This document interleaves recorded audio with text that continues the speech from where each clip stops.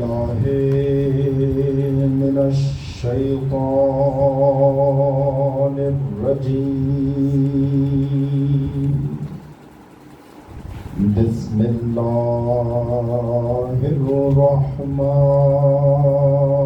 الرحيم.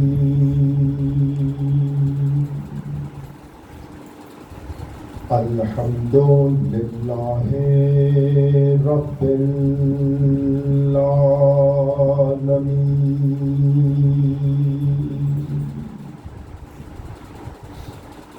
الصلاة والسلام على جميع الأنبياء والمرسلين سيما نبينا وحبيب قلوبنا والشفيع ذنوبنا أبي القاسم المصطفى محمد.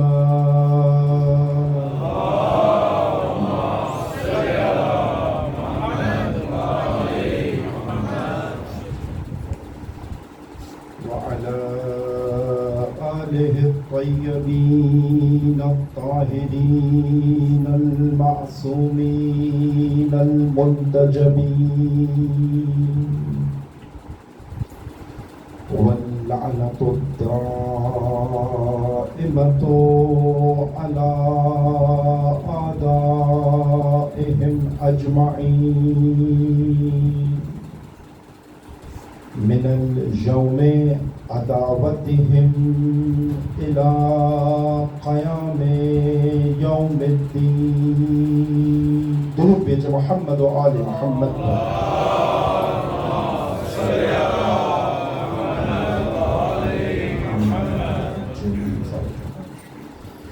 قال رسول الله صلى الله عليه وآله وسلم: إن لقتل الحسين حرارة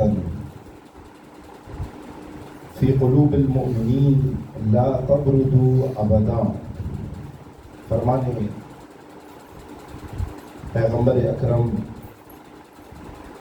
نبی مرسل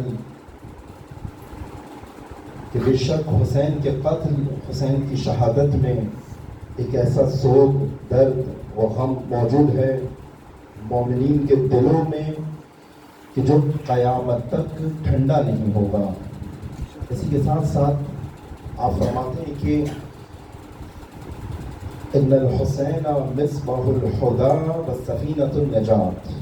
بے شک حسین ہدایت کا روشن چراغ و نجات کی کشتی ہے. پہلی محرم الحرام سے 9 محرم الحرام تک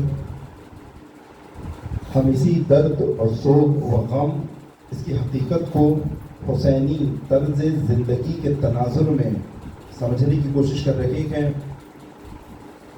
اور اسی کشتی نجات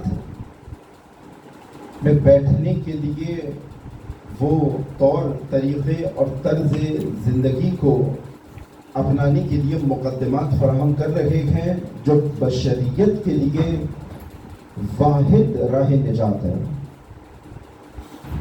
اور اسی چراغ ہدایت کی کرنوں کو اپنی زندگیوں پر ڈالنے کے لیے کوشش کر رہے ہیں کہ جو کرنیں ہمارے لیے ماضی کے حوادث کو بھی نورانی کر رہے ہیں، ہمارے حال اور پریزنٹ کو بھی نورانی کر رہے ہیں، اور آئندہ درخشاں مستقبل کی ضمانت بھی دے رہے ہیں. بس ہمیشہ کی طرح، ہر سال کی طرح یہ 10 دن، یہ 9 دن بھی محرم الحرام کے اپنی آخری گھڑیوں کو طے کر رہے ہیں، اور موضوع ہر سال کی طرح تشنا رہ گیا. ابھی بہت سی صفات، بہت سی ویلیوز حسینی طرز زندگی کی بیان کرنا باقی تھی کہ دامن بخش میں گنجائش باقی نہ رہی. لیکن یہ حسینی طرز زندگی یہ وہی نم ہے کہ جس کو اقبال کہتے تھے کہ نہیں ہے نا امید اقبال اپنی کشت ویراں سے، ذرا نم ہو تو یہ مٹی بڑی زرخیز ہے ساقی۔ خدا شاہد ہے کہ یہ عزاداری، یہ فرش عزا، یہ ذکر حسین، یہ تذکرہ عاشوراء واحد راہ نجات نا امیدی نہیں ہے اس سے، بس اس نمی کی ضرورت ہے، اس شعور کی ضرورت ہے، اس معرفت کی ضرورت ہے جو آپ کی خدمت میں عرض کیا تھا۔ ابھی جو ہماری موجودہ حالت پاکستان کے اندر بھی اور عمومی طور پہ امت مسلمہ کی بھی یہی ہے، بعض بہت ہی محروم بیچارے اور جن کے اوپر واقعا رحم کھانا چاہیے کہ وہ افراد کے جو سید الشہداء کی معرفت نہیں رکھتے ہیں، جانتے نہیں ہیں، حتیٰ کشتی نجات کا نام بھی نہیں سنا، دور ہے اس حقیقت کے ساتھ۔ لیکن الحمدللہ ہم اور آپ کہ جو بچپن سے حسین حسین کرتے ہوئے بڑے ہوئے ہیں، علی علی کرتے ہوئے بڑے ہوئے ہیں، کم از کم اس فضیلت کے حامل ضرور ہے کہ ہماری زندگیوں کے اندر کربلا و عاشوراء ایک نصاب کی شکل میں بچپن سے لے کے بڑے ہونے تک موجود ہے۔ لیکن ہماری مشکلیں، ہمارا نظام، ہمارا طرز زندگی، ہماری محبتیں، ہماری نفرتیں، ہماری مصیبتیں، جس میں سے سب سے بڑی مشکل ہمارا یہی مافیائی، کرپٹ، ظالم، چور، بد اخلاق ترین حکومتی نظام ہے کہ جس کی آپ بعض اوقات پارلیمنٹ کے اندر بھی 2-3 افراد کی آپس کی گفتگو دیکھ کے آپ کو اندازہ ہو جاتا ہے کہ کتنی پستی اس نظام کے اندر موجود ہے۔ اور اس کی باقی مثالیں ہمارے تعلیمی نظام کے اندر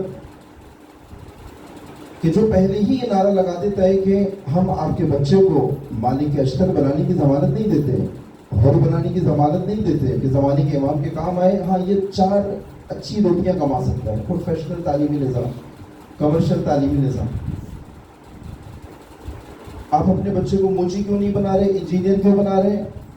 کیونکہ موچی بنانے میں اتنی روٹیاں نہیں ہیں جتنی انجینئر بنانے میں روٹیاں ہیں۔ میڈیکل کے اندر جتنا سرمایہ اتنا باقی فیلڈز میں نہیں ہے۔ اسکوپ یعنی روٹیاں، اسکوپ یعنی ڈالرز، اسکوپ یعنی سرمایہ۔ لیکن وہ طرز زندگی، وہ طرز تعلیم، وہ طرز سیاست، وہ طرز اقتصاد، وہ طرز سماج، وہ طرز کلچر، وہ طرز روابط، وہ طرز محبت، وہ طرز نفرت، اس کی طرف ابھی وہ نگاہ نہیں ہوئی، اگرچہ موجود ہے کہ آپ کی خدمت میں عرض بھی کیا۔ تقریباً 27-28 یہ صفات جس میں بندہ حقیر نے کوشش کی تھی محرم الحرام میں کہ کراچی میں اور مختلف اور شہروں میں انشاءاللہ محرم الحرام میں یہی عنوان جاری و ساری رہے گا، اور کوشش کریں گے کہ آپ عمری کی خدمت میں بھی اس کا تسلسل، اس کا ایکسٹینشن، اس ڈسکشن کی انٹرنیٹ کے تھرو آپ اس کو کنٹینیو کر پائیں، فالو کر پائیں، تاکہ یہ ایک سفر جس کے اندر ابھی صداقت، سخاوت، نصرت، یا اس کے علاوہ خود یہ شہامت آپ کی خدمت میں عرض کیا تھا کہ بہت اہم ہے کہ جو ابھی ہماری ایک سوشل ایشو بھی ہے، شہامت یا بصیرت، بھی بہت سارے ایسی ویلیوز کہ جو کشتی حسین میں سوار کر دیتی ہیں، وہ ابھی باقی ہیں آپ کی خدمت میں بیان ہونا۔ ایثار، یا اس کے علاوہ جو سید الشہداء راستے میں بھی اپنے ساتھیوں کو یہ بتا رہے تھے کہ ہمیں بہت آسانی سے اپنے مخالف کو اپنا دشمن نہیں بنانا، بلکہ مخالف کو کسی طریقے سے فرش ازا تک لانا ہے۔ یہ بہت بڑی صفت سید الشہداء کے کاروان میں مجموعی طور پہ اہل بیت کے اخلاق کے اندر موجود ہے۔ طرز زندگی سید الشہداء جو دور ہے اس کو مزید دور نہیں کرتے، بلکہ جتنی ملاقات ہے اتنا مزید قریب آ رہا ہے۔ کم از کم یہ ہے کہ جہاں ہے وہیں رہے، جن سے بھی ہمارا رابطہ، جن سے بھی ہمارا واسطہ حسینی اگر قریب نہ کر پائے، اپنے آپ سے دور نہیں کرتا، کسی بھی بات سے، کسی بھی گفتار سے، کسی بھی رفتار سے۔ ان تمام صفات کو بیان کرنے کے بعد ہم اسی موضوع کے اوپر آتے ہیں کہ جو ہماری سرنوشت ہے، جو ہمارا انجام ہے، جہاں پہ ہمیں پہنچنا ہے، وہ یہی ہے کہ ہماری آخرت انہی اہل بیت کے ساتھ، معصومین کے ساتھ، اور اسی کشتی نجات کے ساتھ آخرت ہماری وہاں پہ چلے جائے۔ یہ تمام زحمتیں، یہ نمازیں، یہ درس، یہ مجلسیں، یہ سلام، یہ مرثیے، یہ نوحے، یہ خطابت، حوضہ علمیہ، یہ اجتہاد، یہ فقاہت، یہ حرم، یہ زیارتیں، یہ نمازیں، یہ روزے، یہ زکوٰۃ، یہ حج، عاقبت بخیر ہو جائے. سب جانتے ہیں اس چیز کو. کل اسی گفتگو کو تمام کرنے کے لیے کہ حسینی طرز زندگی بتانے کے بعد پھر یہ روایت سید الشہداء کی پیش کی جاتی ہے کہ سید الشہداء فرماتے ہیں کہ اگر ہم نے اپنی زندگی کے اندر عملی طور پہ ایک خاص شخصیت کو یا ایک خاص نظام کو، ایک خاص طرز زندگی کو عملی طور پہ اپنی زندگی کے اندر اپنایا ہوگا اور اس کو اپنی زندگی کے مختلف ادوار میں، بچپنے میں، جوانی میں، بڑھاپے میں ہم نے اس کے ساتھ زندگی گزاری ہوگی، تو یہ ممکن نہیں ہے کہ میں اپنی زندگی کے اندر ایک اور نظام، فرد، طرز زندگی، مکتب، اسکول آف تھاٹ کے ساتھ زندگی گزاروں اور آخرت میں میری عاقبت اور انجام کسی اور کے ساتھ ہو. بشر ابن غالب نے اسی لیے اس روایت کی تفسیر خود سید الشہداء سے پوچھی کہ یوم ندعو کل اناس بامامہم، اس سے مراد کیا ہے؟ امامہم کہ آپ کی خدمت میں عرض کیا امام نے کہا ہے، اس سے مراد دو طرح کے امام ہیں، ایک امام جور، امام ظلم، امام نار، امام جہنم، اور ایک امام نور، امام بہشت، امام ہدایت اور امام معرفت. اور جو آیت الکرسی کے اندر بھی، سورہ جمعہ کے اندر بھی ہمارے پاس اس کی مثال موجود ہے کہ وہ جو تمہیں ظلمات سے نور کی طرف لے کر جا رہا ہے، امام جور، ممکن نہیں ہے کہ زندگی اس کے ساتھ گزارو، تعلیمی نظام اس کا پڑھو، عدالتی نظام اس کا پڑھو، سماجی نظام اس کا ہو، سیاسی نظام اس کا ہو، حکومتی نظام اس کا ہو، کلچر اس کا ہو، لباس اس کا ہو، غذائیں اس کی ہو، باتیں اس کی ہو، تعریفیں اس کی ہو، ووٹ اس کو ڈالو. لیکن آخرت میں تمہیں اٹھایا جائے امام نور کے ساتھ. یہاں سید الشہداء نے کہا کہ اتنی تعجب آور بات ہے ہر شخص کے لیے، اور واقعاً اگر اہل بیت نہ ہوتے یہ آیت تشریح تفسیر رہ جاتی. کیونکہ تمام مفسرین نے اس آیت کی تفسیر کے اندر سید الشہداء کی اسی کلام کو دیا کہ اس کی ڈفرینسیشن ایسے ہر شخص کو اس کے امام کے ساتھ اٹھایا جائے گا.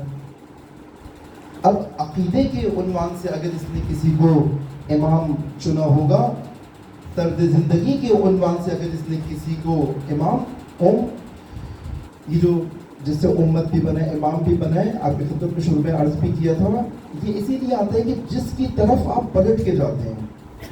ماں کو بھی اسی لیے کہتے ہیں کیونکہ بچہ بار بار لپک کے اس کی طرف جاتا ہے. دوبارہ آپ سے بڑی تعلیم کہاں حاصل کرنی ہے، آپ فوراً لپک کے دوبارہ اس کی طرف جاؤ. تو کہا کہ امام وہ ہوتا ہے.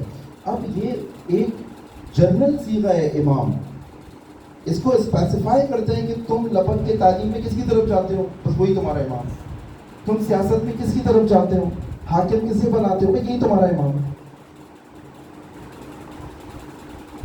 تم اپنی زندگی میں جب ویلیوز کو لیتے ہو، طرز زندگی لیتے ہو، کس سے لیتے ہو؟ کون طے کرتا ہے تمہارے لیے؟ تم کس کی بنیاد پہ محبت کرتے ہو، کس کی بنیاد پہ رشتے کرتے ہو، کس کی بنیاد پہ ملتے ہو، کس کی بنیاد پہ چھوڑتے ہو کسی کو؟ یہی تمہارا امام ہے. اسے کہا امام عملی. اور وہ جو جس کے ہم عقیدہ ہے، ہم جس کا کلمہ پڑھتے ہیں، ایمان لاتے ہیں، اس کو کہا یہ امام عقیدتی ہے. یہ تمہارا عقیدت کا امام ہے. تمہیں عقیدت اس کی ہے، تمہیں یہ اچھا لگتا ہے، تم منقبت اس کی پڑھتے ہو چونکہ تمہیں یہ پسند ہے. خود وہ اپنی ذات میں تمہیں پسند ہے، لیکن اس کو اپنانے کی طرف وہ دلچسپی نہیں ہے کہ جو اس عقیدتی امام کو تمہارے لیے عملی امام بنا دے.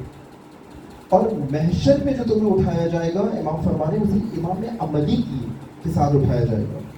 اور یہ پوری گفتگو ہے معاد کے اندر، قیامت کے اندر معیت کی. یہ جو ہم بار بار دعا بھی کرتے ہیں، مرحومین کو جوان رحمت میں جگہ عنایت فرما کی دعا کرتے ہیں، ہمارا انجام محشر میں ائمہ کے ساتھ ہو. یہ صرف فقط معاملہ پل صراط کا، یہ معاملہ سکرات موت کا، یہ فقط معاملہ حتی برزخ کا نہیں ہے، محشر کا نہیں ہے، بلکہ جس کے ساتھ محشر میں اٹھایا جائے گا، معصوم فرماتے ہیں اسی کے ساتھ پھر آگے بڑھتا چلا جائے گا. خود اس کے ساتھ ہونا ایک عذاب ہے. اس کی اسی امام نار کے ساتھ ہونا، اسی یزید کے ساتھ ہونا، اسی ظالم کے ساتھ ہونا کہ جس کی حاکمیت میں زندگی گزاری تھی، جس کو حکومت تک پہنچانے میں میرا حصہ تھا، جس کو اقتدار تک پہنچانے میں میرا حصہ تھا، جس کو عادل مانتا تھا، کہتا تھا تم عادل ہو، عدالت تم چلاؤ گے، جس کو وہاں تک میں نے پہنچایا تھا، اب وہ ساتھ ساتھ رہے گا. خود اس کا ہونا، اگر یہ ظالم ہے، خود اس کا ہونا قیامت کے عذابوں میں سے ایک عذاب ہے. اتنی بدبودار معیت ہے اس کی، اتنی بدبودار ہمراہی ہے اس کی. بعض اپنے شخصی گناہ انسان کو اتنا عذاب نہ دیں گے جتنا یہ یزید، یہ ظالم، یہ فاسق، یہ فاجر دے گا. جس کے خلاف آواز نہیں اٹھائی تھی، جس کے خلاف نکلے نہیں تھے، بہت آسانی کے ساتھ. جیسے کہ کافر حربی ہیں 4-5 ممالک، فرانس، برطانیہ، خود اسرائیل، امریکہ، جرمنی، یہ کافر حربی ہیں. ان کے ساتھ مطلب کوئی شخص ملکہ برطانیہ کی حکومت، ملکہ برطانیہ کا نظام، ملکہ برطانیہ کی تعلیم، ملکہ برطانیہ کا رہن سہن، ملکہ برطانیہ پہ چونکہ جب ہم جاتے ہیں ویزا ملتا ہے، عہد کرتے ہیں، تو وہاں پہ باقاعدہ ایک سائن کروائی جاتی ہے آپ سے، یہاں کے نظام کا پابند رہوں گا، یہاں کے نظام کی احترام کروں گا، اس نظام کے خلاف بات نہیں کروں گا، اس نظام کے آخر تک قوانین کا احترام کروں گا، ساری چیزیں لکھوائی جاتی ہیں. یہ جو تمہارا عہد ہے، یہ جو تم نے اس کی معیت اختیار کی ہے یہاں پہ، تو گمان نہیں کرنا کہ قیامت کے دن ملکہ برطانیہ سے الگ، کہ تم کہو کہ بھائی زندگی ملکہ برطانیہ کی اچھی لگتی تھی، رفا اس کی اچھی لگتی تھی، تعلیم اس کی اچھی لگتی تھی، اب قیامت میں ملکہ برطانیہ ہوا، قیامت میں ملکہ برطانیہ کے ساتھ ہی. اس نقطے کی طرف سید الشہداء توجہ دلا رہے ہیں کہ یہ جو میں جس کو کہتا جا رہا ہوں، جس کو بلاتا جا رہا ہوں، جس کو دعوت دے رہا ہوں، یہ سب ایک کردار ہے. عبداللہ ابن عباس ایک طرز زندگی ہے، فرد نہیں ہے. خود مسلم العقیل، میں نے آپ کی خدمت میں عرض کیا تھا، مسلم العقیل مکمل طرز زندگی ہے. میں ایسا نمائندہ کیوں نہیں ہوں آج امام زمانہ کا؟ میں آج ایسا اسپوک پرسن کیوں نہیں ہوں کہ میرا کوفہ مجھ سے پوچھے حسین کیا چاہتے ہیں؟ میں جس کوفے میں زندگی گزار رہا ہوں، اپنے کوفے میں اپنے امام کا معتمد ہوں. امام نے جب مسلم کو بھیجا تو ورڈ دیا معتمدی، میرا سب سے زیادہ با اعتماد ہے جس کو میں کوفے میں بھیج رہا ہوں. میں اپنے خطے میں اپنے امام کا اتنا معتمد کیوں نہیں ہوں کہ مجھ تک ایک پیغام آئے میں پہنچاؤں؟ اچھا، وہ ضروری نہیں خط کی حیثیت میں ہی آئے، یہی معرفت حاصل ہو جانا، یہی ولایت کا سمجھ میں آ جانا. آپ کی خدمت میں عرض کیا یہ ولایت فقیہ کی ڈاکٹر آئی امام خمینی رضوان اللہ تعالیٰ علیہ کی زندگی میں. ایک مکروہ آپ ڈھونڈ کے نہیں نکال سکتے. 80 سال ایک انسان نے علی کی نوکری کی ہے، اس کی زندگی میں کوئی مکروہ عمل، حرام تو بہت دور کی بات، کوئی مکروہ کام کبھی زندگی میں سرزد ہو گیا، کوئی نماز شب قضا ہو گئی ہو کبھی، کوئی بے احترامی، کسی نے کہا ہو کہ ہم نے، حتیٰ اہل سنت مسیحی جنہوں نے زندگی گزاری ایران میں امام خمینی کے ساتھ، ان کے ہمسائے وہ افراد جو ہوتا ہے انقلاب آیا ایران چھوڑ کے چلے گئے، لیکن آج تک کوئی امام خمینی کی کوئی ایک بھی بد اخلاقی نہیں دکھا سکتا. امام کے مخالف افراد، ایسی طرز زندگی، ایسی شخصیت، وہ جو مخالف ہے وہ بھی کہہ رہے ہیں کہ شخصیت عظیم ہے، نظریے میں میرے مخالف ہے. ایسا میں کیوں نہیں ہوں کہ اگر امام کو انقلاب اسلامی کی بنیاد رکھنی ہو، زمانے کے امام کو اپنے ظہور کے لیے اس کا سسٹم مجھے سمجھ میں آئے باقیوں کی نسبت، تاکہ میں پھر باقی لوگوں کو سمجھاؤں. اتنی پاکیزگی، اتنا تزکیہ، اتنا سمجھنا اپنے اوپر اپلائی کرنا. ہر بچپنے میں جیسا امام زمانہ دیکھنا چاہتے تھے بچپنے میں ایسا، جوانی میں جیسے امام زمانہ دیکھنا چاہتے تھے جوانی میں ایسا. کوئی شخص ایسا نہیں ہے کہ جو امام خمینی کے لیے کہے کہ انہوں نے مجھ سے وعدہ کیا تھا لیکن پورا نہیں کیا، مجھے ٹائم دیا تھا لیکن اس ٹائم پہ آئے نہیں، مجھ سے کمٹمنٹ کیا تھا لیکن میں نے دیکھا کہ کمٹمنٹ پورا نہیں کیا. کبھی کوئی استاد کہے کہ مجھ سے درس پڑھا تھا لیکن اس درس کو اچھے سے نہیں پڑھا. اپنے استادوں کا بہترین شاگرد، اپنے محلے کا بہترین جوان اور امت مسلمہ کا بہترین لیڈر. میں نے آپ کی خدمت میں عرض کیا، ایک عصمت سی نظر آئی جس کو آیت اللہ جوادی عاملی اور آیت اللہ مصباح یزدی فرماتے تھے. یہ جو ہم آپ کی خدمت میں عرض کریں کہ امام خمینی کی زندگی کے اندر حرام تو دور کی بات، کوئی مکروہ عمل بھی نظر نہیں آتا. تو لطف ائمہ معصومین ہے، تاکہ اہل بیت کے دین کو دوبارہ سے تجدید عہد کر کے اپنے معاشرے میں دوبارہ سے بتائیں. ویلیوز یہ تھی، سسٹم یہ تھا. جیسے ہی امام خمینی کی بات سمجھ میں آئی تو امام خمینی نے فرش عزت تو پاک تھی عرش اعظم فوراً بات کی, فوراً کھڑے ہوئے, عکس العمل دکھایا کہ نہیں میں ایسے نہیں رہوں گا. اور بین الاقوامی سطح کے اوپر, بین الاقوامی سطح کے اوپر عرش اعظم پاک کرنا خود امام زمانہ حضرت حجت امام مہدی علیہ السلام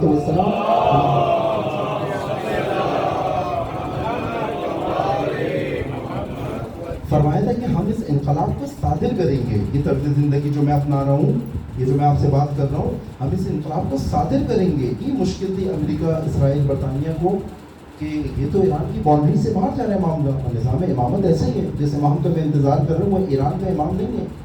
جس امام کا میں انتظار کر رہا ہوں وہ اسلام کا, انسانیت کا امام ہے. میں ہر خطے میں انوالومنٹ کروں گا, ہر خطے میں انٹرفیئرنس ہماری ہو, ہر چیز میں انٹرفیئر کروں گا. اور ایسا نظام امامت اور ایسا وہ پہلے انقلاب اسلامی سے پہلے تشیع سے کوئی پوچھتا نہیں تھا, تشیع کو اگنور کر دیا جاتا تھا. عالمی فیصلوں کے اندر تشیع کی کوئی حیثیت نہیں تھی. اور آج دنیا کا کوئی فیصلہ عالمی تشیع کو نظر انداز کیے بغیر نہیں کیا جا سکتا. کہیں پر بھی, جہاں پر بھی. آج بھی فلسطین کا جو سلسلہ ہے آپ جانتے ہیں, ساری جان تشیع کسی نظام کی وجہ سے ہے. ورنہ یہ جو میں نے آپ سے کہا, یہ جو عرب ڈرپوک اور عرب بزدل حکمران جو فلسطین کا راستہ چھوڑ گئے, یہ خود ایک طرز زندگی ہے کوفہ کے اندر نظر آتی ہے. اہل کوفہ کا طرز زندگی آج یہی عرب حکمران, یہ ساری عرب حکومتیں, یہ سارے مسلمان طرز زندگی. یا دنیا کی جو بھی فوجیں آج اسرائیل کے خلاف قیام نہیں کر رہی, بزدل فوجیں, امریکی نواز فوجیں, کوئی بھی کسی بھی مسلم ملک کی کوئی بھی فوج جو اسرائیل کے خلاف نہیں اٹھ رہی, اب یہ نہ سوچے کہ آخرت میں میرا انجام حسین کے ساتھ ہوگا. اب یہ فوج نہ سوچے, اس کا سربراہ نہ سوچے, یہ سپاہی نہ سوچے کہ اپنے زمانے کی کربلا میں حسین کے ساتھ نہیں ہوں, زمانے کی یزید کے ساتھ ہوں, زمانے کے شمر کے ساتھ ہوں. کیونکہ نہ بولنا بھی شمر کے ساتھ ہونا ہے. ہونا تو یہ چاہیے تھا شمر کے خلاف اقدام ہو, لیکن اگر طرز زندگی وہ نہیں اپنایا, وہ جرأت کبھی بھی نہیں آئے گی جو علی اپنے چاہنے والوں کو دیتے ہیں. تو آج فلسطین کے قضیے میں آپ دیکھیں وہی طرز زندگی کام آ رہا ہے جو طرز زندگی علی نے سمجھایا تھا کہ ہونا للظالم خصما وللمظلوم عونا. دیکھو حسن اور حسین ہمیشہ ظالم کے دشمن بن جانا اور مظلوم کے مددگار بن جانا. اور یہ ظالم اور مظلوم کا امتحان ہر قوم کو ہر صدی کے اندر, اور ہر صدی بھی نہیں, ہر 10-20 سال بعد ہر شخص کے سامنے یہ پوری رویداد آتی ہے. بس یہ طرز زندگی عملی امام کا ہونا, یہ کربلا کے اندر یہ کردار ہے. محمد حنفیہ آپ کی خدمت میں عرض کیا, محمد حنفیہ سید الشہداء میں بہت گریا کرتے تھے, بہت آنسو بہاتے تھے. ایک کردار ہے, یعنی جو اپنے زمانے کی کربلا میں حسین کے ساتھ نہیں ہوتا لیکن آنسو بہت بہاتا ہے. بہت گریا کیا محمد حنفیہ. کربلا سے پہلے بھی گریا کیا کہ بھیا آپ نہ جائیے, قیام نہ کیجیے. میرے حساب سے وہی 2 باتیں آپ کی خدمت میں عرض کی تھی کہ آپ خطا پر تو نہیں ہیں لیکن خطروں میں ہیں. اب یہ خود طرز زندگی ہے. ایک طرز زندگی یہ خطا اور خطروں میں سے خطاؤں کو انتخاب کرنا اور خطروں سے اپنے آپ کو بچانا. اور سید الشہداء سے بھی کہا کہ بھائی آپ وہاں پہ یمن میں غار ہے اور فنایا وہاں جا کے پناہ لے لیں.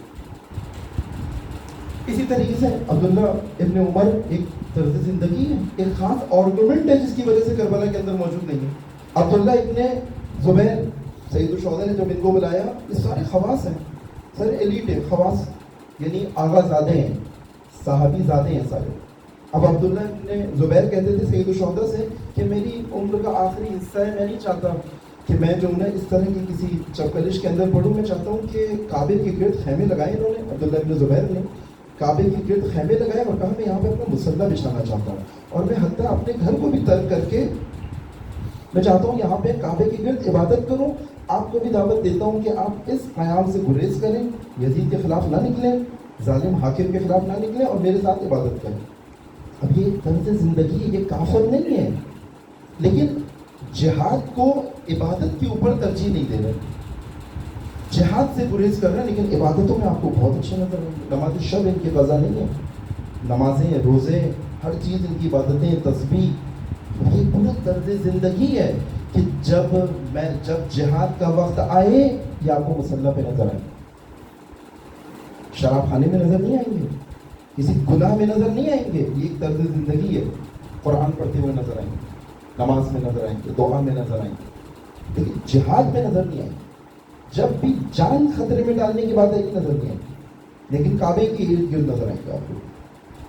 یہ ایک طرز زندگی ہے, عابدانہ طرز زندگی, لیکن مجاہدانہ اس سے روک دیتی. وہ جو اقبال بھی فرماتے تھے نا کہ ملا کی اذاں اور ہے, مجاہد کی اذاں اور. اقبال میں نے آپ سے کہا ہے نا کہ ایسی رگوں کے اوپر دکھتی رگ پہ اقبال نے ہاتھ رکھا ہے کہ وہاں سے نبض پکڑ کے بتایا کہ تمہاری بیماری کیا ہے, تم پھنس کہاں گئے ہو. ملا کی اذاں اور ہے, مجاہد کی اذاں اور. یہ وہ کردار ہے کہ اگر آج میں چاہتا تھا کہ فلسطین کے بارے میں آپ کی خدمت میں چند عرائض آپ کی خدمت میں عرض کروں کہ آج جو فلسطین کا قضیہ ہے یہ آج کی کربلا میں ہر عزادار کو آئینہ دکھا رہے ہیں کہ تم نے مکمل عزاداری سے آج کیا حاصل کیا. فلسطین کا جو قضیہ ہے کم از کم میں نے خود ویسی کیلکولیٹ کی تو 10-12 شباہتیں فلسطین کے مسئلے کی ایسی ہیں کہ ایک چھوٹی سی کربلا کی مثال ہے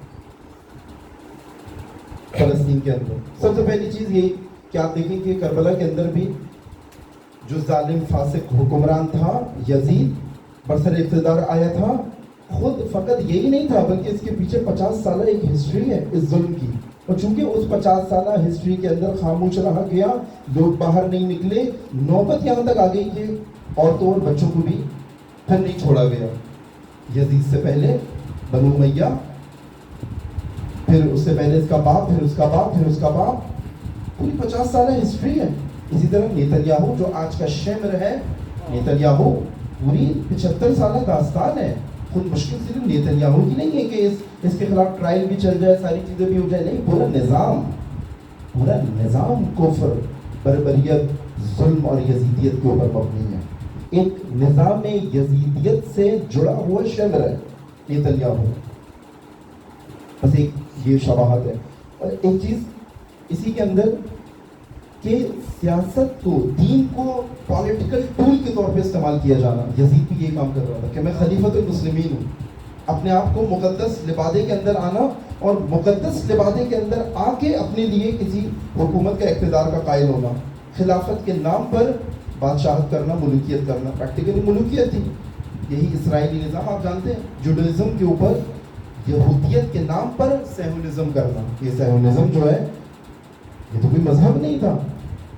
سیہونزم یہ پورا قبضے کی ایک آئیڈیالوجی ہے جس کو یہود کے نام پر کیا جانا. یہ شباہت ہے اس یزیدیت میں, اور اس یزیدیت میں, جس یزیدیت میں ہمارے سامنے جو معرکہ ہو رہا ہے. انہوں نے بھی سیاست کو, دین کو ٹول کے طور پہ استعمال کیا. ورنہ یہودی یوم القدس کی ریلیوں میں آتے, یہودی آج امریکہ میں باہر نکلے اسی سیہونزم کے خلاف. عام یہودی, تھوڑا سا سوچنے سمجھنے والے یہودی, وہ اسی کے خلاف باہر نکلے, لیکن انہوں نے یہودیت کو اپنے سیہونزم یعنی اپنے سیاسی اقتدار کے لیے استعمال کیا. وہاں بھی یزید بھی یہی کر رہا تھا. تیسری شباہت جو بندہ حقیر نے ان کے قیام کے اندر دیکھی کہ جو کربلا کے اندر بھی تھی اور آج فلسطین کے قیام کے اندر بھی یہ ہے, وہ ایروگنس ہے, تکبر ہے. نجات, ہماری نجات, بنو امیہ کو اقتدار سے کیسے ہٹایا جائے, بنو امیہ کا اقتدار کیوں چھین لیا گیا, کیوں قریش سے نبی آئے, کیوں قریش نے کیا کہا تھا یزید نے, یہ سب ڈھونگ ہے, یہ سب ڈھونگ رچایا گیا, کوئی نبی نہیں آیا, کچھ نہیں ہوا, سب ڈھونگ رچایا گیا. اصل اقتدار ہمارا یہ پہلے بھی ہمارا تھا, یہ بیچ میں انہوں نے حاصل کر لیا تھا. اور ایروگنس, تکبر, ہمیں حق حکومت ہے, حق حکومت ہمیں حاصل ہے. یہی یہودی اسرائیل کے کہ باقی سب ان کے لیے باقاعدہ ان کے ہولی اسکرپٹس کے اندر لکھا ہوا ہے یہود کے علاوہ باقی سب اینیملز ہیں, سب حیوان ہیں, ان کو حیوانوں کی طرح مارو. اسی لیے جب یہ مارتے ہیں تو یہ نہیں دیکھتے کوئی انسان مر رہا ہے. Arabs are animals, آپ دیکھیں بورڈز رکھے ہوتے ہیں, Arabs are animals, Muslims are animals. اس کے ساتھ کہ ہم یہودیت کے اوپر ہم برتر نژاد ہیں, ہم خدا کے کوئی جو قرآن نے بھی ان کے بارے میں کہا ہے اور ہمیشہ سے ان کے پاس ہے ایک تکبر, ایروگنس, اور یہ چیز ان کے پاس موجود ہے. ان کے تمام اس میں سپیریئرٹی کمپلیکس, اور یہ وہ بھی ریشل سپیریئرٹی کا قائل ہونا, نژادی برتری کا قائل ہونا. ان کے اندر موجود ہے، وہاں پر بھی تھا بنو امیہ کے اندر۔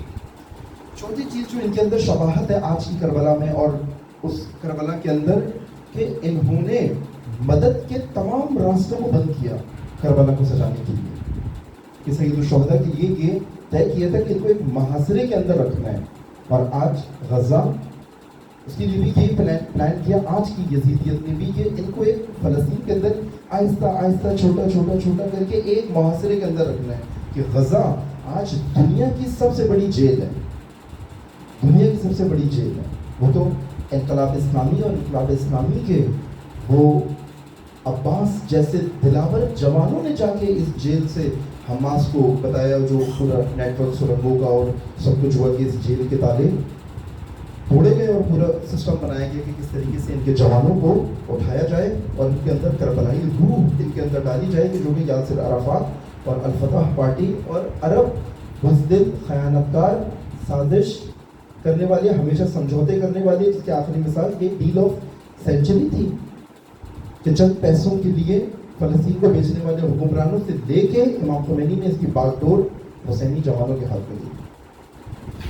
محاصرہ، جنرل محاصرہ، یعنی جس کے اندر میڈیکل کے حوالے سے بھی محاصرہ، کھانے پینے کے حوالے سے بھی محاصرہ، اشیاء کے حوالے سے بھی محاصرہ، اقتصاد کے حوالے سے بھی محاصرہ۔ پانچویں چیز جو اس کے اندر بہت زیادہ چیز آئی ہے کہ ان زبانوں کو بند کرنا، کہ جو اسرائیل غزہ کانفلکٹ کو، اسرائیل پیلسٹائن کانفلکٹ کی ریئلٹیز کو کہیں پر بھی بتا رہا ہو کسی بھی پلیٹ فارم کے اوپر، سیمینارز کے اندر، یونیورسٹیز کے اندر، سوشل میڈیا کے اندر، اپنے ممالک کے اندر، نیوز کے اندر ان کو دبا کے رکھنا۔ خدا شاہد ہے ہمارا اپنا میڈیا بھی اس قدر خبریں نہیں دیتا پورے سال، جب تک یہ ماحول اتنا نہ بن جائے گا جب پوری دنیا کا میڈیا بتاتا ہے تو ہمارا میڈیا بھی بتانا شروع کرتا ہے، وگرنہ اس کو بڑے زائنزم نے اس کو کنٹرول کر کے رکھا ہے کہ خبریں باہر نہ جائیں کیا ہوا۔ ہم پہ جب حملہ ہوتا ہے، اسرائیل پہ حملے ہوتے ہیں، اس کی ڈیٹیلز، اس کی خبریں باہر نہیں آتی، بالکل کنٹرول۔ باہر کوئی فیس بک کا پیج اڑا دو، یوٹیوب کا پیج ڈیلیٹ کر دو، فلاں چیز ریئلٹی بتائے گا۔ قاسم سلیمانی کا نام، ان کی شہادت کے بعد بھی آج یوٹیوب سے ڈرتے ہیں، دہشت کھاتے ہیں کہ کوئی قاسم سلیمانی کے نام پہ کوئی پوسٹ، کوئی چیز، کوئی بات، ان کو پتہ ہے کہ اگر آج کوئی علی اکبر، کوئی عباس آج کا کوئی اس طرح کا نام نہیں، بھائی یہ میدانی لوگ ہیں، یہ ان کی اسٹریٹجیز کی وجہ سے آج ہمارا پورا پلان اور ڈیل آف سینچری ہماری تباہ ہوئی ہے۔ چھٹی چیز جو بہت زیادہ امپورٹنٹ ہے کہ حتیٰ اس قضیے کے اندر بھی، کربلا کے اندر، امام حسین کو سب سے زیادہ دکھ اپنوں کی خاموشی کا ہوا۔ حتیٰ جو اہل بیت کو پہچانتے تھے، سمجھتے تھے، اس کا میں نے آپ سے کہا کہ اپنے اکثر کیا کر رہے تھے کربلا میں، سید الشہداء انکار بھی کر رہے تھے یزیدیت کا، اور ریزسٹنس موومنٹ بھی بنائی تھی۔ صرف انکار کر کے بیٹھ نہیں گئے تھے اپنے عبادت خانے میں، اپنے گھر میں، اپنی شاپ پر، اپنی جگہ کے اوپر، نہیں۔ عبداللہ ابن عباس، عبداللہ ابن زبیر، عبداللہ ابن عمر، یہ تینوں شخصیات ایسی تھی جنہوں نے انکار کیا تھا یزید کا، بیعت کا، لیکن مزاحمت میں شامل نہیں ہوتے۔ آج عرب ممالک اور اکثریت مسلمانوں کی، چاہے ان کی فوجیں ہوں، چاہے ان کے باقی اکنامیکل ہبز ہوں، سوائے ہاں لوگوں کے، لوگ ضرور آج بھی فلسطین کے لیے لکھ لیں، لیکن کربلا کی مظلومیت یہ تھی کہ وہاں اس وقت کا میڈیا، اس وقت کی طاقت، اس وقت کے افراد، عام پبلک اس کے لیے باہر نہ نکلے۔ اور سید الشہداء کو سب سے زیادہ غم یہ تھا، اپنوں نے ساتھ نہیں دیا، جنہوں نے خط لکھ کے بلایا تھا، جنہوں نے خط لکھے تھے کہ سید الشہداء آئے، عبید اللہ سے ہماری نجات دلوائیں۔ اسی شب عاشور سید الشہداء بعض کے خط اپنے ساتھ لباس کے اندر رکھ کے لے کر آئے تھے، بعض افراد کے خط، کہ سید الشہداء کو معلوم تھا کہ یہ یزید کی صف میں آگے آگے کھڑے ہوں گے، اور سید الشہداء نے روز عاشور بھی اور شب عاشور بھی ان کے خط نکال کے ان کو دکھائے کہ دیکھو یہ تمہارا خط تھا، یہ تم نے مجھے لکھا تھا، یہ تم نے کہا تھا کہ مولا آپ آ جائیے تو ہم عبید اللہ کے خلاف ایک پوری موومنٹ کا آغاز کرتے ہیں۔ اور یہ دیکھو یہ خط مجھے آخری مسلم کی طرف سے اس کی شہادت سے پہلے ملا تھا، جو جناب مسلم نے ایک خط لکھا تھا سید الشہداء کو کہ کوفہ آمادہ ہے، آپ آ جائیے۔ وہ تو پھر مغرب اور عشاء کے بعد وہ کایا پلٹی تھی کہ امیر شام نے دو چیزوں کی لالچ دے کر، ایک خوف اور ایک لالچ، ان دو چیزوں کے اندر کوفے کی خواتین کو لالچ دی تھی کہ اپنے مردوں کو مسلم سے دور رکھیں۔ یہ پوری داستان ہے۔ اور پھر یہ کایا پلٹی تھی تو پھر مسلم نے سردار یہ بات کہی تھی کہ کوئی جا کے مولا حسین سے یہ کہتے کہ مولا کوفہ نہ آنا، چونکہ میں خط لکھ چکا ہوں مولا کہ مولا کوفہ نہ آئیے گا۔ کوفہ نے اپنے ارادے تبدیل کر دیے، یہ ابھی پھر بنو امیہ کے ساتھ ہیں، آل رسول کے ساتھ نہیں ہے۔ ساتویں چیز جو بہت زیادہ اس کے اندر غیر لوگوں کا غیر حتیٰ سید الشہداء کے قیام میں بھی ایسے ہی تھا اور یہاں پہ بھی غزہ میں بھی ایسی ہے، فلسطین کے اندر بھی ہے کہ غیر دور ہے اور بعض اپنے دور ہے قیام سے اور بعض ایسے غیر کہ جن سے توقع نہیں تھی کہ وہ اس قیام میں شرکت کریں گے اور وہ اس قیام میں شرکت کرتے ہیں اور سر فہرست بن جاتے ہیں. جیسے وہاب قلبی مسیحی وہاب قلبی اپنی نئی نویلی دلہن کو چھوڑ کے وہاب قلبی آئے تھے، اپنی فیملی کے ساتھ آئے تھے. وہ شادی ہوئی تھی، ابھی پہلا دن تھا دوسرا دن تھا، سید الشہداء نے دعوت دیا اور اہل بیت کے بالکل ساتھ پڑوس میں رہنے والے ساتھ زندگیاں گزارنے والے ایسے افراد کو جانتے تھے. سید الشہداء نے دیکھا کہ بچ بچا کے ایک شخص نے شب عاشور سید الشہداء سے باقاعدہ کہا کہ میں جا رہا ہوں کہ میں اپنے گھوڑے چھوڑ کے جا رہا ہوں اور آپ نے مجھ سے اونٹ اور گھوڑے بھی کرائے پہ لیے تھے، آپ مجھے ان کا کرایہ دے دیں گھوڑوں کا، میں جانا چاہتا ہوں لیکن مجھے راستہ بتا دیں، مجھے یہاں کا راستہ نہیں پتا کہ کربلا سے نکلوں کیسے، چونکہ وہاں سے رہے سارا. تو شہید مطہری رضوان اللہ تعالیٰ علیہ حماسہ حسینی اپنی کتاب میں لکھتے ہیں امام حسین نے اس کو باقاعدہ راستہ بھی بتایا کہ تیرا راستہ یہ دیکھ، تو راستے میں مارا جائے گا اگر تو یہاں سے کیا تو یہاں سے نکل جا، تو بچ کے نکل جائے گا یہاں سے. اور اس کو کرایہ بھی دیا، چیزیں بھی دی اور کہا یہ گھوڑے بھی لے جاؤ اپنے ساتھ، گھوڑوں کی بھی ہمیں ضرورت. تو کہا کہ نہیں مولا میں چھوڑ کے اپنی وجہ سے نہیں، آپ کی لیے نہیں چھوڑ کے جا رہا ہوں، اپنی وجہ سے چھوڑ کے جا رہا ہوں کہ ان کے ساتھ نکلوں گا کیسے. جن سے امید تھی ان کا چلے جانا، وہاب قلبی جیسے کا آ جانا. زہیر بن خین اہل سنت سے عثمانی مسلک کے تھے، 5 منٹ ان کے ساتھ بیٹھے، وہ آ گئے. 3 مہینے مکہ کے اندر کعبے کے گرد خطبے دیتے رہے، وہ نہیں گئے. غزہ کے اندر بھی یہ چیز ہے. امریکہ کے جوان یونیورسٹیوں کے باہر نکل آئے غزہ کے لیے، لیکن آپ دیکھیں اتنے جوان جتنے امریکہ کی یونیورسٹیوں کے نکلے ہیں، جس طرح سے وہ موومنٹ چلی جس کو ہلا دیا امریکہ کو، جس نے کہ رہبر معظم نے ایک اپریسیشن کا خط لکھا ان کو. لیکن آپ دیکھیں مسلم ممالک کے اندر، عرب ممالک کے اندر، سعودی عرب کے اندر، باقی مصر کے اندر، اردن کے اندر، جارڈن کے اندر، باقی جگہوں کے اوپر یہ سملیرٹی اس کے اندر ایک یہی چیز کہ پانی کو بند کرنا، پانی کو کھانے کو بند کرنا سید الشہداء کے قیام کے اندر 7 محرم سے یہ سلسلہ شروع. اور یہی چیز ہمیں غزہ کے اندر بھی نظر آتی ہے کہ فوڈ کا محاصرہ کہ بالکل کھانے پینے کی چیز نہ پہنچنے پائے. پانی بھی اتنا پہنچتا ہے، آپ کے گھر میں کتنے افراد ہیں اتنا پانی آپ کو ملے گا، اس کے حساب سے کہ آپ زندہ رہ سکتے. بس جیسے میں نے آپ سے کہا کہ دنیا کی سب سے بڑی جیل ہے بس. 7ویں 8ویں چیز اس کے اندر بچوں کا قتل اور عورتوں کے ساتھ ظلم ہونا. اس کربلا کے اندر بھی ایسی تھا، اگرچہ اس کربلا کے اندر بچوں کی کوالٹی اور وہ جو ان کی شان و منزلت ہے وہی ان بچوں تک نہیں پہنچ سکتا، وہی ان خواتین تک نہیں پہنچ سکتا، وہی مرد تک نہیں پہنچ سکتا. کیونکہ کربلا کا کسی کے ساتھ ایسا تقابل نہیں ہے، پھر ہم کہتے ہیں کہ اس کی چھوٹی سی مثال ہے. کیونکہ کربلا کا تقابل جنگوں کے ساتھ نہیں ہے جو طرف رسول خدا نے لڑی ہیں، امیر المومنین نے لڑی ہے. لا یوم کا یوم کا یا باپ دیتا، ایسا روز کسی پہ نہیں آ سکتا جیسا آپ پہ آیا، کیونکہ ایسا کوئی ہو نہیں سکتا جو شخصیات لے کے آپ کربلا میں آئیں.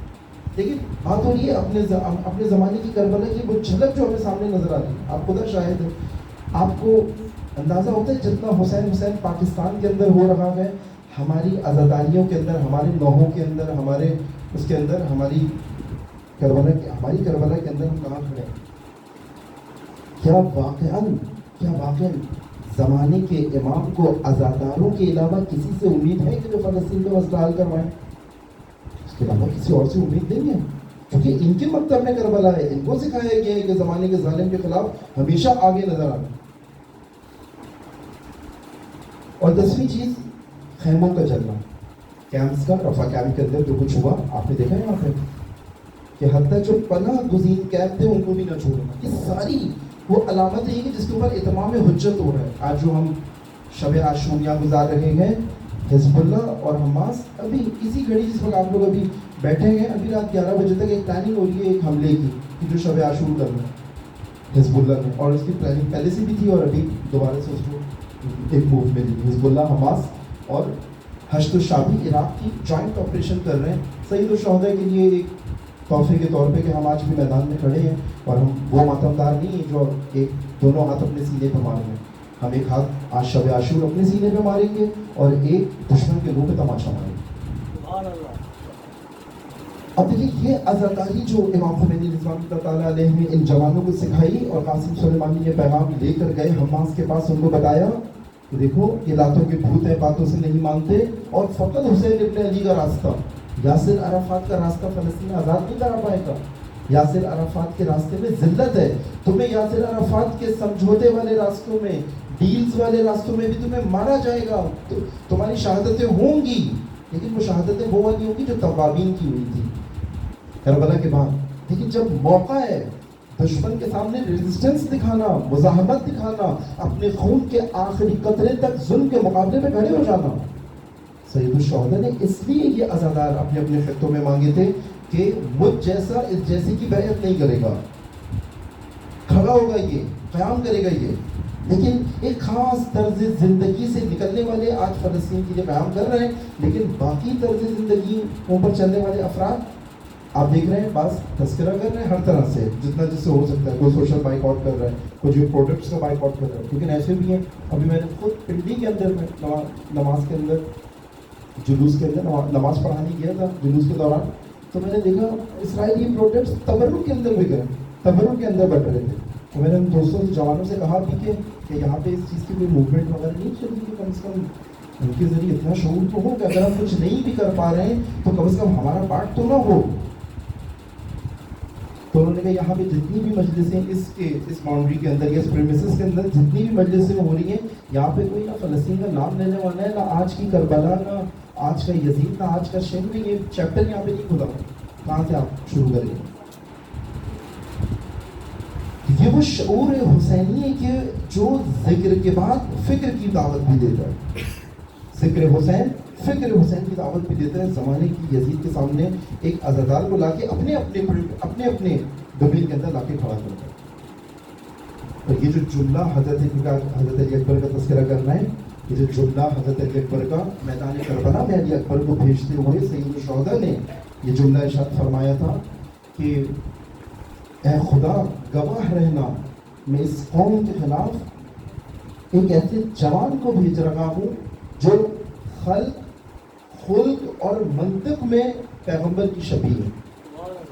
گویا یہ جو خلق یعنی جسم کے اعتبار سے بھی چونکہ شباہت تھی، جسم کے اعتبار سے بھی خلق یعنی کردار، طرز زندگی، خلق کردار، رفتار، طرز زندگی، اور منطق یعنی بولنے میں بھی، جو بولنے کا انداز تھا حضرت علی اکبر کا، وہ بھی پیغمبر سے ملتا تھا۔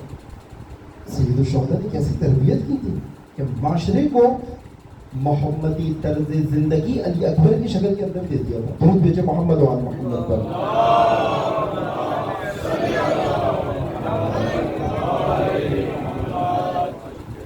بس یہ امتحان اور یہ دو راہ، یہ فکر، یہ دعوت فکر جو آپ کی خدمت میں پیش کی ہے، کہ انشاءاللہ امید ہے کہ ہم اس کانسیپٹ کو، اس مفہوم کو، اس کے اوپر سوچیں، اپنا محاسبہ کریں کہ میں سید الشہداء سے خلق میں، خلق میں اور منطق میں، ان تینوں چیزوں کے اندر علی اکبر دعوت فکر دے رہے ہیں۔ اپنے جوان کو، ہر ماں باپ چیک کریں، اپنے خاندان کو، اپنی فیملیز کو، ہر پیرنٹس دیکھیں میں نے اپنے علی اکبر کو خلق میں، خلق میں اور منطق میں کتنا علی اکبر کے قریب کیا۔ آج کی عزاداری کے نتیجے میں جو 20 سال عزاداری کی میرے علی اکبر نے، وہ کتنا قریب ہوا، اس کا رہن سہن، اس کا سوچنا، اس کا انداز، وہ کیا سوچ رہا ہے۔ کیونکہ حضرت علی اکبر نے بڑے سوالات کیے راستے میں بھی۔ ایک مرتبہ جب آ رہے تھے مکہ سے کوفے کی جانب، اور اس کے بعد میں کربلا کی طرف رخ ہوا، تو راوی کہتا ہے کہ سید الشہداء کو ایک ہی گھوڑے پہ دونوں سوار تھے، حضرت علی اکبر بھی، امام حسین بھی، ایک ہی گھوڑے پہ دونوں سوار تھے۔ کچھ دیر کے لیے غشی آ گئی، نیند کسی عالم میں تھے سید الشہداء، اور جیسے نیند سے اٹھے تو کلمہ استرجاع پڑھتے ہوئے اٹھے، انا للہ و انا الیہ راجعون۔ جیسے دیکھا تسبیح استرجاع پڑھ رہے ہیں، حضرت علی اکبر نے سوال کیا، بابا یہ راستے کے اندر کیا وجہ ہے آپ نے کلمہ استرجاع کی تلاوت کی ہے، تسبیح استرجاع کی تسبیح کی ہے؟ تو سید الشہداء نے کہا کہ میں ابھی جو غشی کے عالم میں تھا، میں خواب میں تھا، تو میں نے اپنے نانا کو خواب میں دیکھا کہ پیغمبر مجھ سے کہہ رہے ہیں کہ اے حسین، یہ کاروان کہ تم لے کے جا رہے ہو، یہ کاروان آگے آگے جا رہا ہے اور موت اس کے پیچھے پیچھے آ رہی ہے۔ تو جیسی میں نے پیغمبر سے غشی میں موت کا تذکرہ سنا تو میں نے کلمہ استرجاع کی تلاوت کی۔ یہاں پہ علی اکبر نے وہی سوال کیا جو میں چاہوں گا یہ سوال ہر عزادار اپنے آپ سے کرے، ہر عزادار، ہر خطیب، ہر نوخوان، مرثیہ خواں، ماتمی، عزادار، علمدار، خوشازہ پہ آنے والا، باپ، ماں، بیٹی، بھائی، ہمسایہ، ہر ڈیزگنیشن رکھنے والا شخص، ہر منصب کے اوپر فائز شخص یہ سوال کرے جو علی اکبر نے کیا، اے بابا اولسنا علی الحق، اے بابا کیا ہم حق پر ہیں یا اے بابا کیا ہم حق پر نہیں ہیں؟ سید الشہداء نے جواب دیا کہ اگر روئے زمین کے اوپر اس وقت کوئی حق پر ہے تو ہم اور ہمارا لشکر۔ اور یہ سوال اور یہ جواب صرف مسائل کے جملے نہیں عزادار نے سید الشہداء، اس سوال کیوں میرے لیے مجھے کیوں نہیں ہلا رہا، کیوں نہیں جھنجھوڑ رہا میری زندگی کو کہ اب لسنا علی الحق، میں واقعی اسی راستے پر ہوں، اسی راہ پر ہوں، ویسی سوچ رہا ہوں؟ یہ سوال خانوادہ عصمت کے ان پروردہ جوانوں نے ایسے نہیں اٹھائے، یہ تاریخ کے دھاروں کو بدلنے کے لیے علی اکبر یہ سوال کر رہے ہیں۔ جب یہ سوال عزادار کے دل میں اٹھے گا، شب عاشور اس کو تبدیل کر دے گا۔ شب عاشور انقلاب کی رات ہے، شب عاشور اسرار کی رات ہے، شب عاشور شہادت حسین کا شرف حاصل کرنے کی منتظر ہے، شہادت منتظر ہے۔ ایسا تیار کیا حسین نے اپنے لشکر کو، ایسے طرز زندگی میدان کربلا میں لائے ہیں۔ اب یہ فرد نہیں ہے، ہر فرد ایک طرز زندگی ہے۔ شب عاشور سید الشہداء جس فرد کا تعارف کراتے ہیں، ہر فرد اپنی کیپیسٹی کے اندر ایک طرز زندگی ہے، علی اصغر سے لے کر اور حبیب ابن مظاہر تک۔ کہ میں نے آپ کی خدمت میں عرض کیا کہ شہادت تڑپ رہی ہے علی اکبر کے لیے، شہادت تڑپ رہی ہے کہ اور کتنا انتظار کرائیں گے؟ کیوں؟ اب شہادت ان کو شرف نہیں دے گی، اب یہ شہادت کو شرف بخشیں گے، یہ شہادت کو شرف بخشیں گے۔ اب خدا منتظر ہے، روایات کے اندر ہے، معصومین، پنجتن، اہل بیت حوض کوثر پہ جمع ہوئے ان کے استقبال کے لیے، روایات ہیں، سب جمع ہوئے، اہل بیت پیغمبر جمع ہوئے، اور ان کو خبر بھی دی کہ ہم منتظر ہیں۔ ایسے خبر دیے، ایسے خبر دیے ان کو، ایسے مقام کے اوپر خبر دیے۔ ایک شہید ہو کر جاتا تھا، جناب سیدہ اس سے کہتی تھی، ابھی شہادت اور اس کے درمیان تھا، جناب سیدہ پیغام دیتی تھی، تم پھر حسین کے پاس جاؤ گے، اس کو پیغام دو کہ ہم تمہاری شہادت کے منتظر ہیں۔ حوض کوثر پہ سیدہ نے ایک شہید کے ذریعے سے امام حسین کو پیغام دیا کہ بیٹا مجھ سے انتظار نہیں ہوتا۔ ایسے منتظر تھے ان کے لیے۔ جب صبح عاشور ہوئی ہے، روایات کے اندر آیا کہ اصحاب پہلے شہادتوں کی طرف گئے، اصحاب حبیب کے گرد ہے اور بنی ہاشم عباس کے گرد ہے۔ جب تمام اصحاب صبح عاشور سے لے کر عصر عاشور تک، ظہر عاشور تک شہید ہو چکے، تو کہتے ہیں بنی ہاشم میں سب سے پہلے جس نے اذن جہاد مانگا ہے وہ علی اکبر ہے، بابا کے پاس ہے۔ بس چیزیں ہم واقعی سن کر شاید اتنے عادی ہو گئے کہ ہم اس حالت کو احساس نہیں کر پاتے کہ ایک جوان بیٹا ایک بوڑھے باپ کے پاس آیا ہے اذن جہاد لینے، جو باپ اپنے بیٹے کو بتا چکا ہے ابھی راستے میں کہ بیٹا مجھے پیغمبر نے بتایا ہے کہ یہ کاروان آگے آگے جا رہا ہے اور موت اس کے پیچھے پیچھے آ رہی ہے، یہ شہادت کی طرف جا رہا ہے۔ جوان علی اکبر جب کسی بوڑھے باپ کا جوان بیٹا ویسے کسی سفر پہ جاتا ہے، کتنی بلائیں دیتے ہیں، کتنی دعائیں دیتے ہیں، کتنا ایک دفعہ دیکھتے ہیں، ایک لمبے سفر پہ جا رہا ہے، اور اگر کسی کا جوان بیٹا آخری سفر پر جا رہا ہو اور باپ کو معلوم ہو کہ وہ جوان جو خلق میں بھی پیغمبر کی شبیہ ہے، جو خلق میں بھی پیغمبر کی شبیہ ہے، جو منطق اور بولنے میں بھی پیغمبر کی شبیہ ہے. جب اہل بیت کو رسول کی یاد ستاتی تھی، جب اہل بیت کو پیغمبر یاد آتے تھے تو سب علی اکبر کی زیارت کرتے تھے. اس لیے سید الشہداء نے بھیجتے ہوئے یہ جملہ کہا کہ اے الہی گواہ رہنا، اب جنگ میں اس کو بھیج رہا ہوں جو سب سے زیادہ اشبہ، سب سے زیادہ شبیہ ہے پیغمبر کی. اب جب علی اکبر نے اصرار کیا تو حسین نے انتظار نہیں کروایا. حسین نے کوئی مقتل کی روایت یہ نہیں کہتی کہ کسی مقتل میں یہ نہیں آیا کہ حسین نے علی اکبر کو کچھ دیر بھی روکا ہو. کوئی مقتل نہیں کہتا کہ منع کیا ہو. فوراً مقتل نے کہا کہ علی اکبر کو اجازت دی. اجازت دینے کے بعد سب کو عباس سوار کرتے تھے، اور جب لاشا زمین سے زمین پر آتا تھا تو حسین جا کر اٹھا کے لے کر آتے تھے. لیکن علی اکبر کو سوار بھی بوڑھے باپ نے کیا ہے، اور علی اکبر کا لاشا بھی حسین نے اٹھایا. اور فقط لاشا نہیں اٹھایا بلکہ علی اکبر کے کلیجے میں لگا ہوا تیر بھی اسی بوڑھے باپ نے نکالا. جب سوار کیا علی اکبر کو، اب جب جانا چاہتے تھے تو سید الشہداء نے اکبر سے تھوڑا سا آگے گئے تو سید الشہداء بھاگے بھاگے اکبر کی طرف آئے. اب چلتے ہوئے جب آہٹ دیکھی علی اکبر نے کہ بابا یہاں تک چلے آئے. ارے بابا زحمت کی، مجھ سے کہتے میں واپس چلا آ رہا تھا. تو کہا اے علی اکبر محلن محلا یا بنیا، اے میرے بیٹے ذرا آہستہ آہستہ جا، ذرا آہستہ آہستہ جا. اور جب تو جا رہا ہے تو ذرا اپنا رخ باپ کی طرف کر. میں چاہتا ہوں تھوڑا اور تیری زیارت کر لوں، تھوڑا اور اپنے جوان کو دیکھ لوں. اور میں نے کہا نا کہ یہ احساس کرنا بڑا مشکل ہے جب تک خود اس جگہ پر نہ کھڑا ہو وہ بوڑھا باپ جس کا بیٹا آخری رخصت لے رہا ہو. اب جب علی اکبر گئے نا تو علی اکبر نے صدا بلند کی ہے، لا الہ الا اللہ، اللہ اکبر، اللہ اکبر. اب جنگ کرتے جاتے ہیں اور تکبیروں کی آوازیں دیتے جاتے ہیں. اب جتنا تکبیروں کی آوازیں حسین بلندی سے دیکھ رہے ہیں کہ علی اکبر جنگ کر رہے ہیں. مقتل کا جملہ کسی نے ایک نیزہ ایسے علی اکبر کی گردن کے اوپر مارا کہ علی اکبر نے بڑی مشکل سے اس نیزے کو نکالا. اب تھوڑی دیر بعد علی اکبر دوبارہ واپس آتے گئے حسین کی خدمت میں.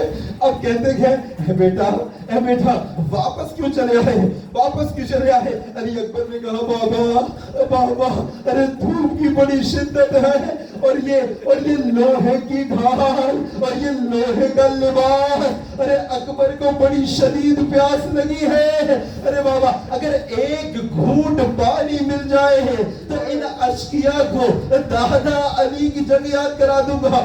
ہائے رے علی اکبر، ارے یہ کس عالم میں باپ سے پانی کا تقاضا. ارے حسین نے کہا ارے اکبر اپنی یہ سوکھی ہوئی زبان، اپنی یہ خوش زبان ذرا ہمارے دہن پہ دیجیے. اب مقتل کے جملے نہ ہوتے نہ عرض کرتا. ارے اکبر نے حسین کے دہن میں ابھی زبان دینے کو تھے، ایک جھٹکے کے ساتھ باہر نکل. ارے بابا آپ کا کہنا تو مجھ سے بھی زیادہ خوش کر. ارے بابا آپ کی پیار کی شدت علی اکبر سے بھی زیادہ ہے. اب علی اکبر نے کیا کہا؟ اب حسین نے کہا اے اکبر جا جہاد پر چلا جا جنگ کے لیے چلا جا. ماں زہرا منتظر ہے، حوض کوثر سے تجھے سیراب کرے گی. اب علی اکبر دوبارہ جاتے ہیں، تکبیروں کی آوازیں آ رہی ہیں. اللہ اکبر اللہ اکبر. اب ایک نیزہ جو پہلو میں لگتا ہے علی اکبر کے، اب ایسا نیزہ پہلو میں لگا کہ علی اکبر اپنے گھوڑے کی گردن کے اوپر گر گئے، گویا غش کے عالم میں چلے گئے ہو. ایک عجیب غشی کا عالم تھا. اب جب اشقیاء نے دیکھا کہ علی اکبر گھوڑے کی گردن پر جھکے ہوئے ہیں، سب نے مل کر ایسا وار کیا. ارے مقتل کے جملے ہیں، تلوار کا وار کر کر کے اکبر کے ٹکڑے کر دیے، اور فقط یہ ٹکڑے ایسے نہیں ہوئے بلکہ حسین کی نگاہیں اکبر کے ٹکڑے ہوتے ہوئے دیکھ رہی ہے۔